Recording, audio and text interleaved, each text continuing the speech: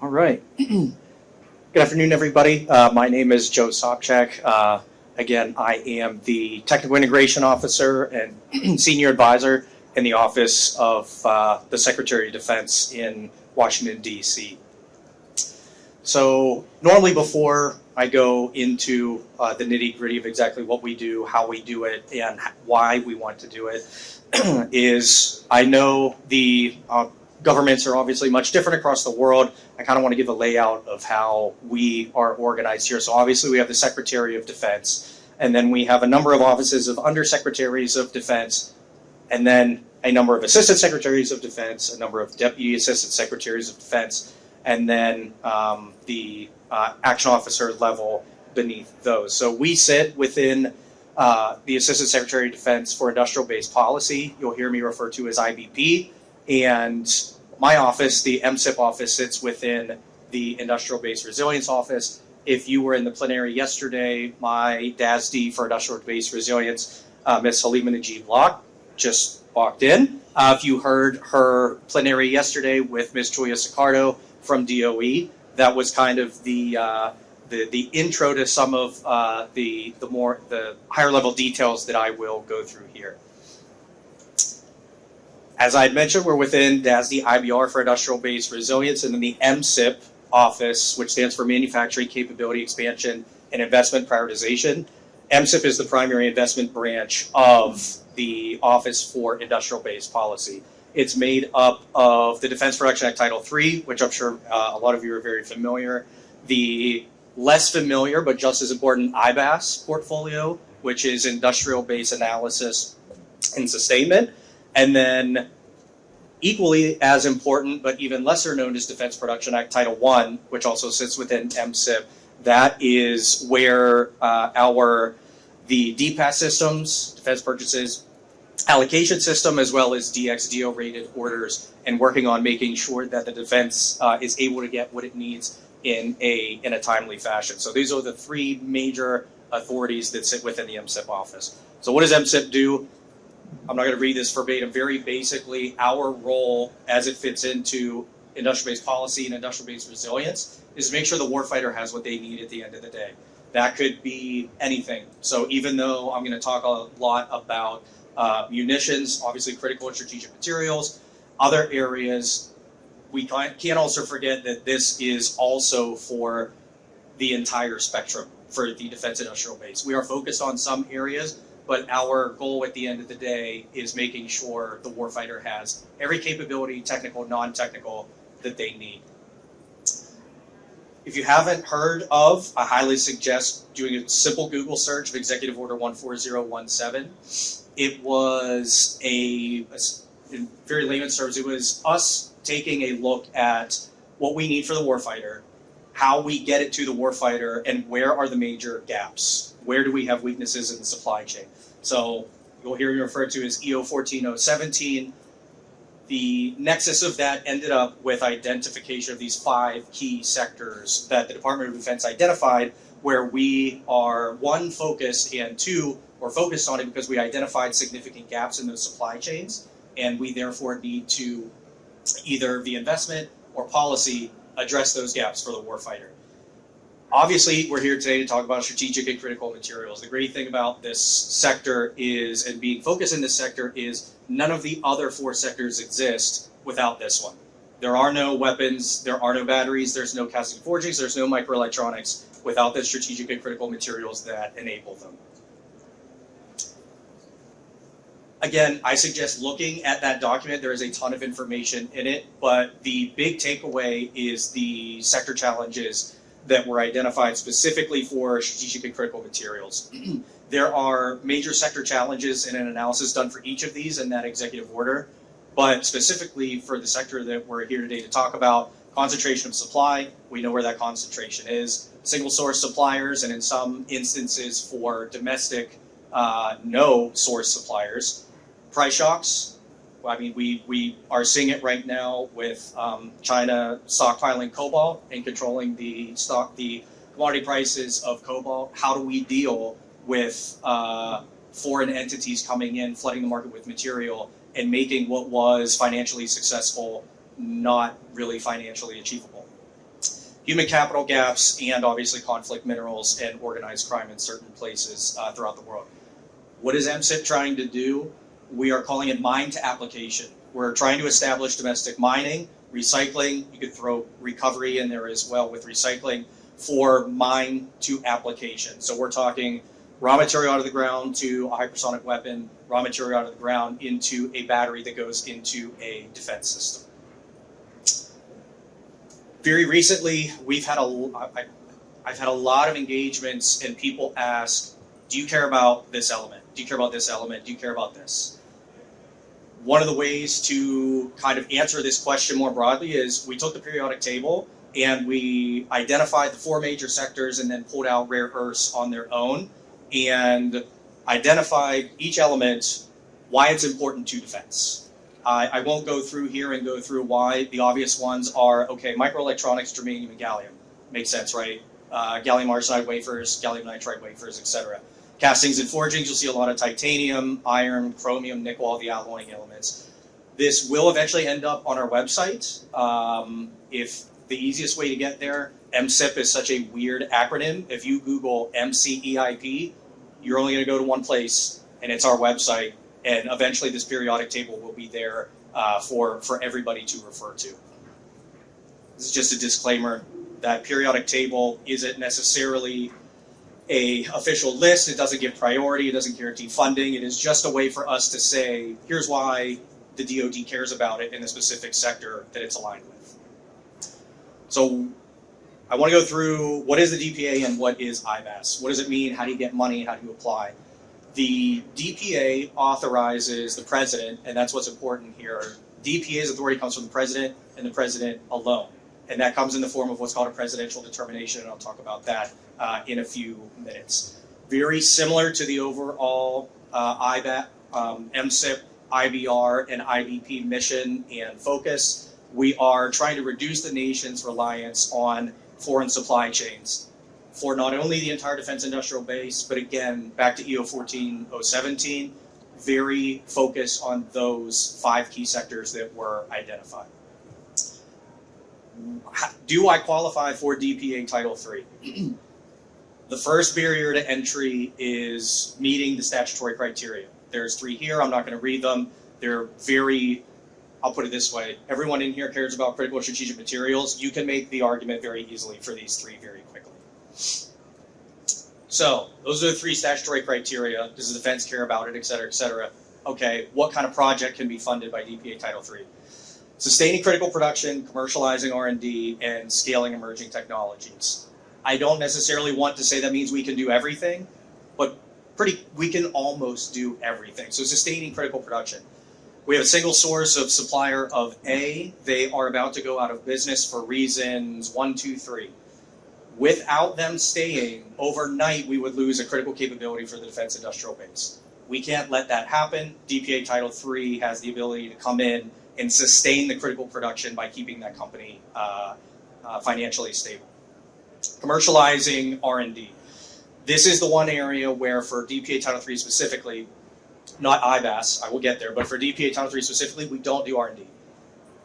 What I mean by that is, at the end of a DPA Title III investment, the goal in 99 times out of 100 is a final product is making it to the next point in the supply chain so that it eventually makes it into a program of record or equipment that the warfighter or the DoD needs. So commercializing R&D means you are, let's say, TRL 4.5, you've done the R&D, you feel that you have a product or a thing that it could be used in a defense platform, and you are ready to take it to the next step, bridging that valley of death, as everybody refers it to. And then scaling emerging technologies. Let's say you make thing A, it's already used in a defense platform, you make 100 widgets a day, DoD needs 200 widgets a day. Our funding can come in and take something that's already mature and just make more of it. So I mentioned about the authority with DPA Title III comes from the president. That comes through what's called a presidential determination, or what you'll hear me refer to as a PD. We now, thankfully, in just a few years ago, we did not have authority for DPA Title III to play in this space whatsoever. back in March of last year, President Biden signed the PD that we're calling the Battery Materials PD, but it essentially said that DPA Title III is able now to go out and spend our appropriations on shortfalls in supply chains for critical materials and large capacity batteries. You'll notice that specific materials aren't listed. You will see in most future PDs they are non-specific because we don't want to limit ourselves to any specific area or technology or solution. We want industry to come to us and tell us, here's a solution, you may not have thought about it, you may not have seen it, and here's why we think it's important and you should fund it. Most recently, I'll call it the big one, is we got a supply chain waiver. It is a presidential determination in the form of a waiver. What does that waiver mean? The president essentially said, I am waiving future PDs for anything that has to do with Executive Order 14017.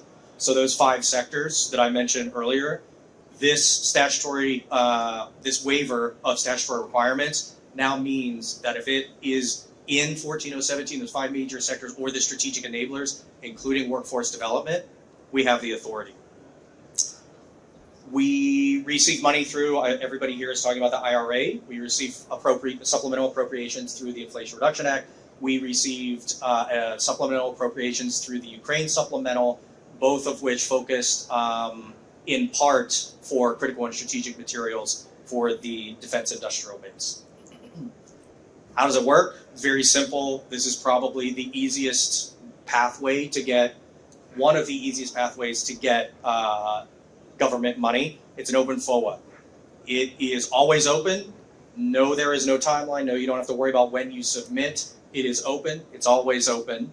And all that is really necessary is what I talked about earlier. You make those arguments that it fits the statutory criteria and the full rough order of magnitude estimate of how much it costs, what you want to do, what you're providing, how it benefits the DoD, etc. I know you obviously can't click on this link, and we like being complicated. Yes, that's the sam.gov randomly generated numbers and letters. Please feel free to reach out to me. How can you find me? Again, search MCEIP. I'll be here to grab one of my cards. I can share all the information that you would want that you can also get from this link here at sam.gov. Don't want to forget about our other investment portfolio, which is the IBAS authority, which is executed by the ICAM office. So similar but different, complementary, not duplicative. So one of the great examples in this space in particular is DPA Title III actually has authority back to exploration and feasibility study. So one of the areas that I know a lot of junior miners, and not even just junior miners, it's really hard to get capital that early, right? You don't even know what you have, how much of it, the purity, where, etc. We have many, many examples already. We are funding many feasibility studies right now across the entire supply chain.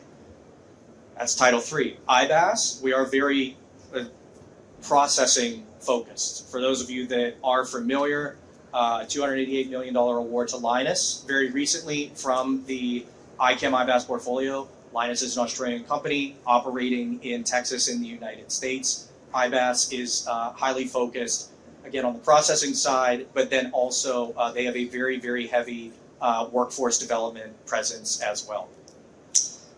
They do not use that sam.gov open FOA. They use what is called an OTA, or another transaction agreement. It's called the Cornerstone OTA. Again, very specific name, super easy to find. If you just Google Army Cornerstone, the first link that comes up is going to be the link to the Cornerstone website.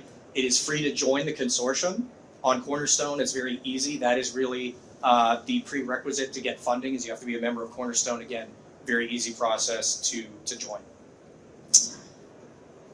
I wanted to share 2 investment roadmaps that we have specifically for the MCEIP office. So this is going to be all funding that is current and or planned between DPA Title III and the IBAS portfolio. This one is specifically in batteries and battery materials. So if you can imagine trying to put all of this and this on the same one, we have a lot going on. This is specific to batteries. So for those of you that have been tracking our office, recently we awarded Graphite 1, about $37.5 million. Again, feasibility study in Alaska for graphite. Another big one is $90 million to Albemarle to reopen the Kings Mountain mine for lithium in North Carolina. Talon, another nickel award, and then we also have a number. We're focused on the big five, right? Cobalt, nickel, manganese, lithium. Who am I missing? Yes, lithium, cobalt, nickel, manganese, graphite. This is our investment roadmap other than materials that are for batteries. So we have a high focus in rare earths. The very first presidential determinations that we got in this space were back in the previous administration in 2019, and they were for rare earths. So that is why you see a good number of already existing rare earth investments from our office on this slide. Next, we're calling it specialty metals. These are things like beryllium, high purity aluminum, titanium, titanium sponge, niobium, tungsten, tantalum, rhenium, you name it. Go back to the periodic table. If it's not a rare earth and it is not a battery material, we obviously have a defense need for almost everything. And these are the upcoming and or pre-existing awards that we have. So moving forward. I'm just talking about two investment authorities within IBP, within the DoD. I sound like, not to beat a dead horse, but especially after the previous panel, it's going to require the president, it's going to require Congress, the interagency, which is not just DoD and DOE, who have a pretty strong presence here at this conference, the Department of the Interior. That is where USGS sits, who does a lot of the analyses and supply chain mapping. That is where US Forest Service sits, who is going to be involved with the permitting process for almost all of these projects. Department of Commerce, Department of State, it is going to take all of us from the highest levels across the United States government and our equivalents in Australia, Japan, and our allies to really get this done. Now, that feeds into the next part. I only talk about investment. We also work on policy. We also have, obviously, international partnerships, and we also have stockpiling. I did want to at least provide some examples here for each of these, but I want to end just given the presence here from the interagency in the United States and other governments from other countries. I did want to take a moment to specifically highlight international partnerships, and specifically the partnership between the US and Australia, because we obviously are here in Sydney. So as many of you are familiar, your Prime Minister was just in DC last week, where critical minerals were a key focus of a number of the bilateral engagements. If you haven't read it, the Australia-United States Climate, Critical Minerals, and Clean Energy Transformation Compact, that framework is intended to make sure that our policies and investments are aligned so that we can diversify these supply chains. And what I know, and we are, Dazzy Locke and I, almost every discussion we have is when or will Australia be added as a domestic source under statute for Defense Production Act Title III. The administration, we have the language in with Congress. We are waiting to see if it ends up in the final National Defense Authorization Act or the NDAA that will be signed later this year. I wish I was here to say we had an answer, not yet, but it is our goal to get AUKUS added as a domestic source so that we can utilize this equity and our investments and our authorities, not just in the United States and Canada, but also here in Australia, where there exists such a strong mining network, mining knowledge, and just overall desire to secure these supply chains. With that, I think I'm right on time. Probably no time for questions. Okay. Well, thank you very much. I appreciate it. I will be around for the rest of the day. Thank you.